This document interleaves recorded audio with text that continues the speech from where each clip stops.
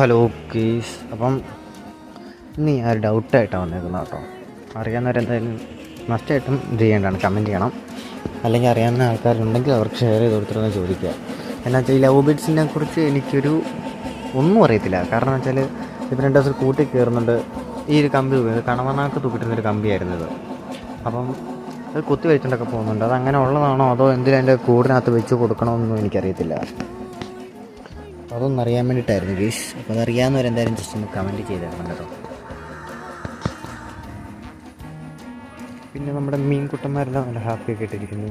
Gold ഫിഷും എന്തായാലും ഹാപ്പിയാണ്. ഈശ്വര, ഇതാണ് ഗീസ് മറക്കരുത് എന്ന് പറയുന്നത്. തീരെ കിണറ്റിൻ്റെ സൈഡ് വെച്ചിട്ട് തോന്നുന്നു.